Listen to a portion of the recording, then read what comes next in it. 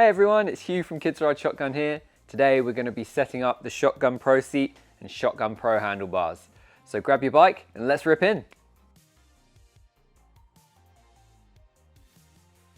Okay, so now we've got our bike set up nice and secure in the bike rack and we're ready to work. Step 1 is a seat post compatibility check. The Shotgun Pro seat is compatible with 30.9 to 34.9 millimeter diameters as standard. Step 2 is a headset compatibility check.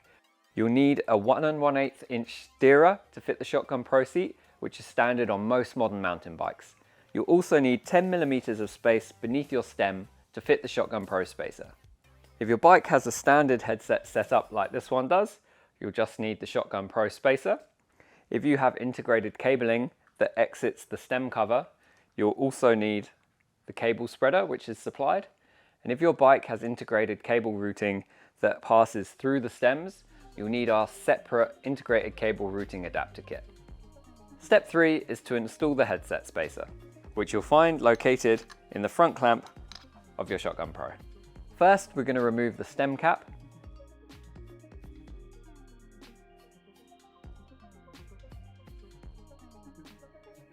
Then we're going to loosen the stem bolts.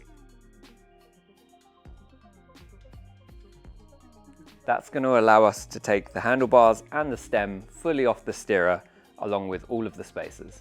So now we're going to place the Shotgun Pro spacer straight onto the steerer at the bottom of the stack. That's because it gives you the lowest saddle height on the Pro seat, which gives you more distance between your kid's head and your head. After that, we're going to replace the rest of your spacers minus the 10 millimeters of space that's been taken up by the Pro seat spacer.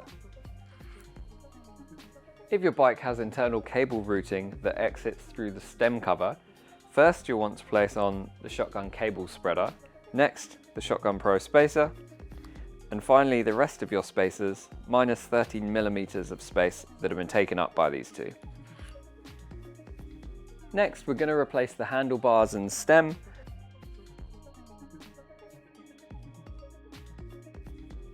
Stem cap, and then retighten all of your bolts to the recommended torque settings. If you've got any concerns about putting your headset back together, we always recommend you speak to a local bike mechanic to make sure your setup is safe to ride. Okay, so step 4 is to install the mud guard. We recommend you do this as a secondary safety feature to stop your kids from coming into contact with the front wheel. So to do this, take your cable ties and place them down through the front hole and up through the rear hole in each of the 4 locations. Next, bend the mud guard and place it between the tyre and the arch of the front fork.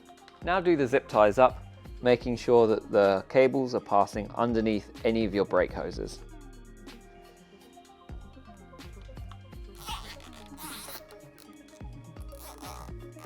And lastly, trim the cable ties down.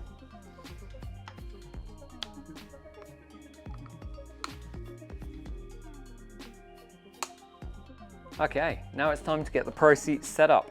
Step 5 is to adjust the leg angle. To do this, press the orange locking latch to release the quick release on the side. Drop the legs down and then close the quick release again. Step 6 is to adjust the leg width on the Shotgun Pro. There's 2 options, a narrow setting and a wide setting. The wide setting is great if you have an e-bike with a really wide top tube. Otherwise, the narrow setting is suitable for most other bikes. Start by removing the bolts beneath the legs here.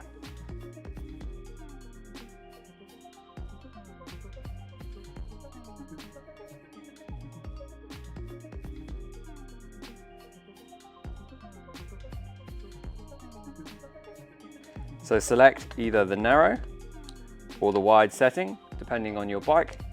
You'll notice that there's a 3rd setting quite far around. This is for the Pro Evo handlebars, so not required if you're just using the Pro seat. So for this bike, I'm going to select the narrow setting and then redo the bolts. Step 7 is to install the foot straps. So you'll notice that both the foot pegs and the foot straps have right and left marked on them so you can match them up. First off, take the large hole on the foot strap and insert it into this end on the foot peg. Just slides right on there like that until you hit the groove where the foot strap seats itself. Next, fold it over and attach it on the other side. The foot straps are supposed to keep your kids' feet in place whilst riding and stop them from slipping out, but they shouldn't be so tight that they're uncomfortable. Step 8 is to install the foot pegs. So to do that, we're going to start off by removing the screws that are in the bottom of the legs. And make sure you're installing the right foot peg on the right leg. There are two settings for the foot pegs that relate to the narrow or the wide leg angle that you've chosen, but you'll know if you've got the right one because the foot pegs will be at a 90-degree angle to the rail.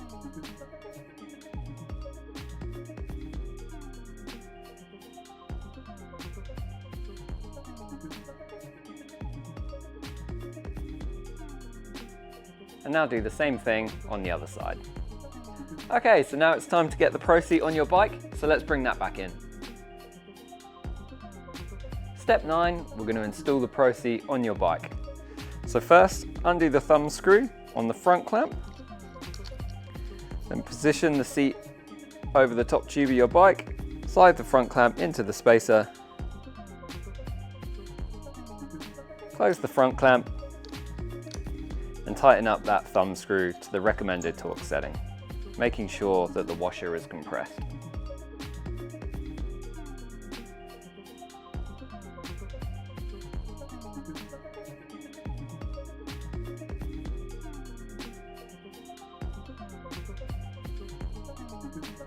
Next up, we're going to attach the rear clamp of the Pro Seat.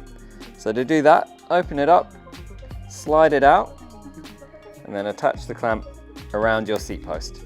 If you need to make it tighter or looser, you can adjust it with the thumb screw. And make sure you're attaching it to the seat post, not on the upper part and not on the frame of the bike. Step 10 is to adjust the saddle position on the rail. To do this, loosen the two bolts underneath the saddle,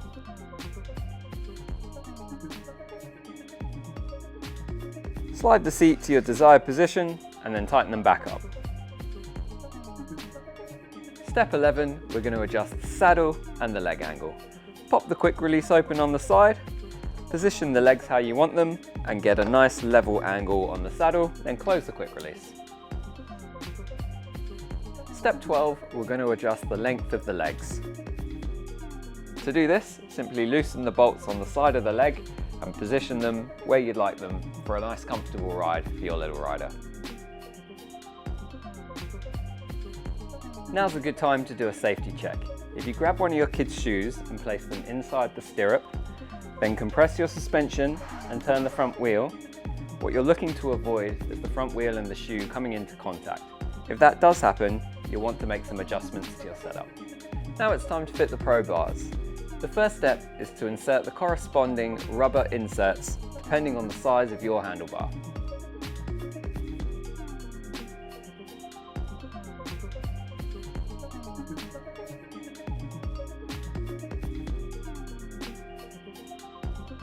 The Pro bars are suitable for 31.8 or 35mm handlebar diameters. So now we're going to attach the handlebar clamps to your bars, starting with the left one,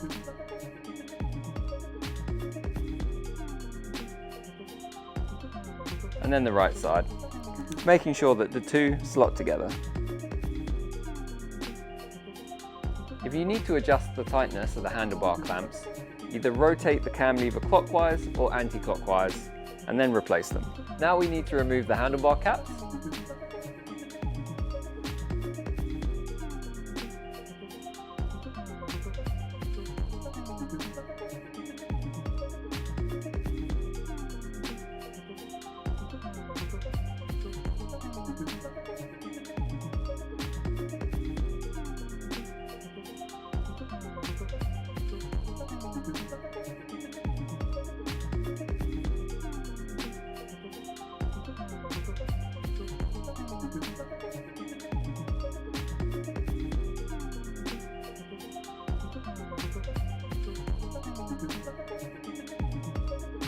Place the Pro bar inside the clamps and loosely reattach the handlebar caps.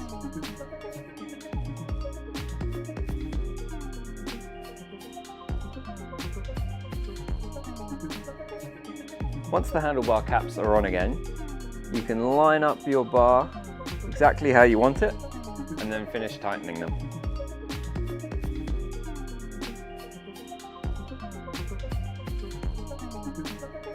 Give your bars a little bit of a check to make sure that they're tight, not going to move around in use. So now you're all set up and ready to go. We hope you have a wicked time on the trails.